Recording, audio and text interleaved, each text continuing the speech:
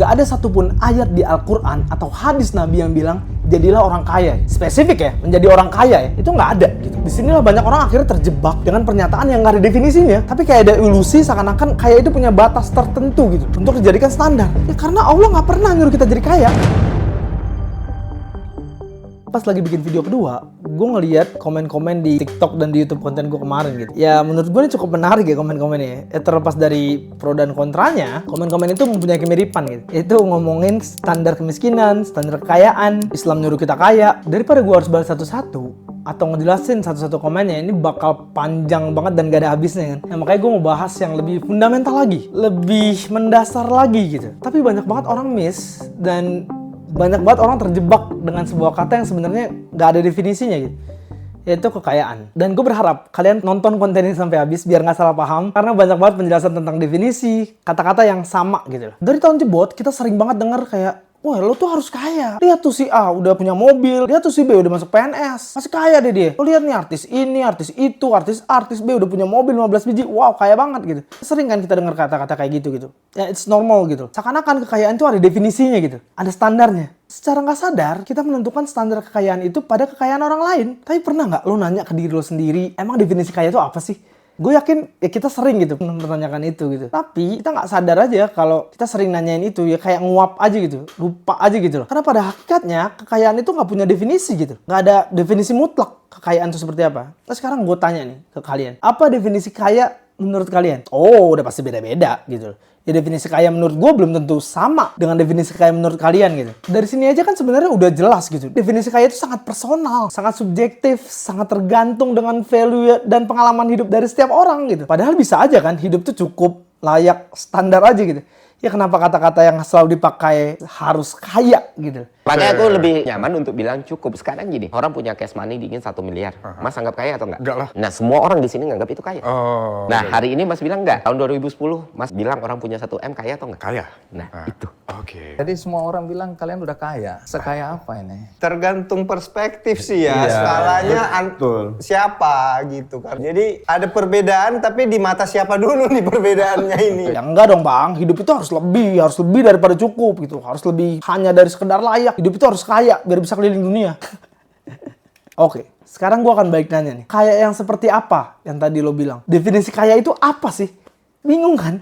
Makanya gue berani bilang, kalau definisi kekayaan itu nggak bisa berdiri sendiri. Diperlukan pembanding, yaitu apa? Kemiskinan. Kenapa gue bisa bilang kayak gitu? Sekarang gue kasih contoh mudahnya aja nih. Tapi ini cuma contoh ya, bukan data resmi nih. Buat gue, kaya itu sederhana gitu. Punya rumah yang atapnya nggak bocor, jadi kalau hujan nggak baca kuyup, kalau panas nggak meleleh, bisa kasih makan anak istri gue tanpa mikir besok harus minjem siapa. Ada motor buat mobilitas, buat kerja, bisa hidup hari ini, besok, dan seterusnya dengan aman gitu. Ya buat gue itu udah kaya. Tapi mungkin bagi Raffi Ahmad, kekayaan menurut gue adalah kemiskinan buat dia gitu. Bagi dia mungkin kekayaan itu kayak apa yang dia milikin sekarang gitu. Rumah mewah, mobil banyak. Tapi bagi Aguan, kayak menurut Raffi ya receh buat dia gitu. Dan bagi Elon Musk, kekayaan menurut orang yang gue sebut tadi itu orang-orang kaya tadi, itu kemiskinan struktural mungkin buat dia gitu loh. Jadi kita tuh disuruh menjadi kaya yang seperti apa gitu loh.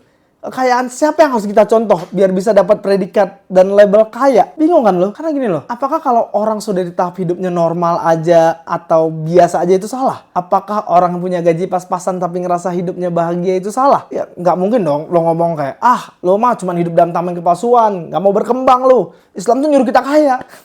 Ya ini penyakit standar jadiin satu semuanya. Ya balik lagi ke pertanyaan awal gitu. Definisi kaya menurut siapa? Yang harus gue ikutin biar gue gak hidup dalam tameng kepalsuan. Apa kekayaan menurut Bang Budi? Menurut saya, kekayaan itu hidup berkecukupan, tidak punya hutang, sama keluarga sehat.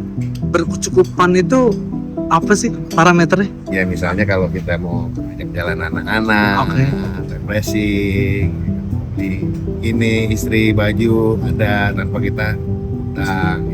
Apa definisi kaya menurut lo? Definisi kaya menurut gua sih, definisi kaya itu tolak ukur manusia dengan manusia lain itu berbeda-beda. Saya sendiri dengan hidup yang bisa makan sehari-hari, bisa dikasih kesehatan, kenikmatan untuk menjalankan ibadah, semuanya menurut gue itu sudah termasuk kaya dan hidup sejahtera sih menurut gue. Bang Dodo, Apa nih?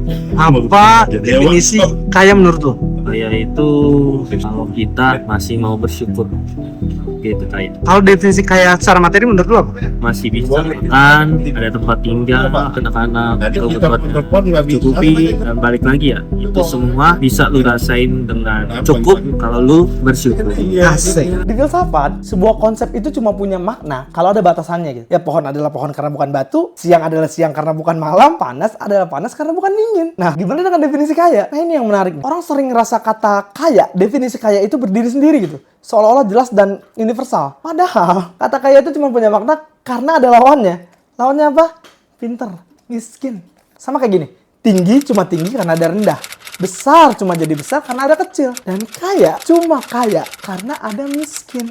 Ada kemiskinan. Tapi anehnya, kemiskinan itu seakan-akan bisa diukur gitu. Ada definisinya. Nggak bisa bayar BPJS, tapi bisa makan selama sebulan disebut miskin. Nggak punya motor untuk kerja disebut lumayan miskin. Nggak punya tempat disebut miskin banget. Ironis kan? Label kemiskinan itu seakan-akan mudah terukur. Dan ada ukurannya gitu. Tapi kekayaan tiba-tiba jadi abstrak, fleksibel, relatif.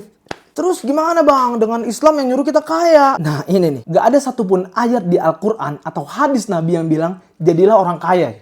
Spesifik ya, menjadi orang kaya ya, itu nggak ada gitu. Disinilah banyak orang akhirnya terjebak dengan pernyataan yang nggak ada definisinya.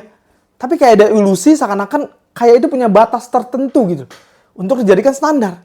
Ya karena Allah nggak pernah nyuruh kita jadi kaya. Nggak ada gitu. Yang Allah suruh adalah jangan menjadi beban. Entah itu beban buat orang lain, buat diri lu sendiri. Lu nggak boleh zolim ke diri lu sendiri gitu. Dan berbagi sesuai kemampuan lo gitu. Apapun level harta lo atau ekonomi lo. Islam nyuruh kita menjadi cukup. Nggak membebani orang. Tetap mau berbagi walaupun sedikit sesuai kemampuan kita. Dan yang paling penting adalah halal cara ngedapetinnya gitu. Karena gini, kata cukup konotasinya itu terikat sama individu yang menjalani gitu. Cukup bagi si A belum tentu cukup bagi si B. Tapi bagi si A udah cukup. Dan lo nggak boleh menghakimi klaim yang dia punya gitu. Ya karena Allah pun tahu kalau kekayaan itu nggak ada parameternya. Karena yang kaya itu ya cuman Allah sendiri gitu. Kalau Islam menjadikan kaya sebagai parameter untuk keberhasilan, lalu bagaimana dengan para sahabat yang miskin tapi mulia? Ahlus sufah, orang-orang yang hartanya sedikit tapi amalnya besar. Banyak banget juga yang bilang kayak Islam itu harus kaya. Lihat para sahabat tuh, kayaknya minta ampun. Lihat Abdurrahman bin Auf, Utsman, lihat Abu Bakar. Sebutin dong semua sahabat yang lainnya gitu. Jangan yang kaya raya doang gitu. Kita ambil dari kisah sahabat yang mulia yang namanya dijamin masuk surga sama Rasulullah, Abdurrahman bin Auf. Banyak banget loh orang ngomong kayak, lihat tuh sahabat Abdurrahman bin Auf gitu, sekaya itu gitu, sangat-sangat kaya gitu loh. Contoh Abdurrahman bin Auf. Padahal ada loh asar sejarah dan biografi Abdurrahman bin Auf yang ditulis sama ulama-ulama besar dan terkenal tentang bagaimana Abdurrahman bin Auf ini takut kekayaannya ini menjadi sebab beliau dipisahkan oleh sahabat-sahabatnya yang meninggal syahid dan gak punya harta yang banyak saat hari dibangkitkan. Ya beliau khawatir pahalanya mungkin telah dipercepat di dunia, tapi nanti berat di akhirat. Kenapa bagian ini jarang banget diangkat gitu? Ya gue gak tahu ya, mungkin niatnya baik biar orang jadi pada kaya gitu, termotivasi. Padahal ada hal yang bisa kita ambil dari bagian yang jarang diangkat tadi, itu untuk kebaikan kita gitu. Ya beliau aja sampai punya ketakutan kalau hartanya nanti akan menyebabkan beliau lama dihisapnya gitu. Nah harusnya kita bisa ngelihat angle ini gitu. Karena bagi beliau kekayaan dunia itu nggak ada artinya kalau harus di trade off dengan kenikmatan akhirat. Ini seorang sahabat Rasulullah yang udah jelas-jelas dijamin masuk surga, masih bisa khawatir segitunya gitu. Dan sejauh pengetahuan gue, Abdurrahman juga nggak pernah ngomong kayak, ayo kalian harus kaya, umat Islam tuh harus kaya, minimal kayak saya lah gitu. Yang nggak ada gitu loh. Ya bahkan beliau iri dengan sahabat yang mati syahid. Ya karena pertama nggak punya harta yang banyak, terus hisapnya jadi makin sebentar gitu loh. Kalau emang kekayaan itu adalah segala-galanya atau dijadikan standar, ya kenapa beliau bisa iri gitu loh sama sahabat yang nggak sekaya beliau? Ukuran kaya bisa relatif. Ya bagi Bilal, kaya itu saat saya bisa makan cukup saya bisa adzan. Bagi Ali, kaya itu cukup bagi saya untuk bisa mengajar. Bagi Utsman, bagi Abdurrahman bin Auf, kaya itu supaya saya bisa berderma, bersedekah, supaya saya bisa cari surga dengan amalan harta saya.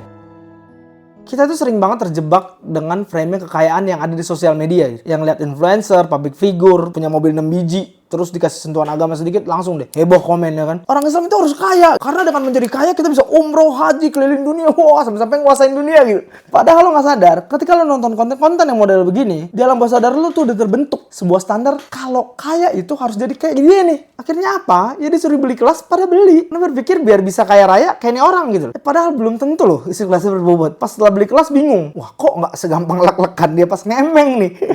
Artinya Anda kemakan marketing 7.250.0.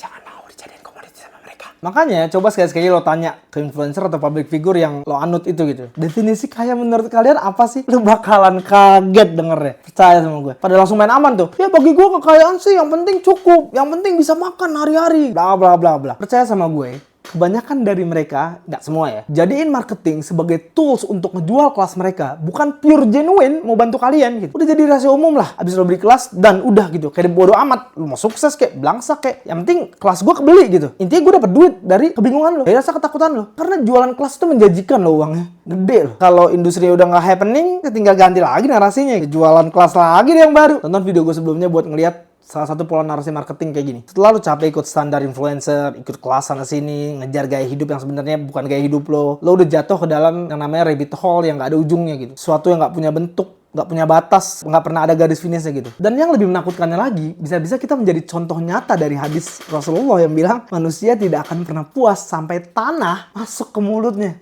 Ih, serem. Mau contohnya? Nah, gue kasih nih contoh. Kalian pasti tahu lah Riza Khalid ya kan? Ya dia terkenal dengan sebutan The Gasoline Godfather. Kalian tahu nggak berapa kekayaan yang dia milikin? Dari yang terakhir gue baca, kekayaan dia tuh sudah mencapai 415 juta US dollar atau setara dengan 6,8 triliun. Duit tuh. Itu yang kehitung ya, yang ketrek ya. Nggak tahu deh kalau yang nggak ketrek. Coba lo hitung. Karena kalau gaji lo UMR aja, butuh berapa lama, butuh berapa tahun untuk bisa dapat uang sebanyak itu. Orang dengan kekayaan segitu gilanya aja masih belum cukup. Dan itulah kenapa Allah nggak pernah nyuruh kita secara spesifik menjadi kaya gitu. Tapi yang Allah suruh adalah menjadi cukup.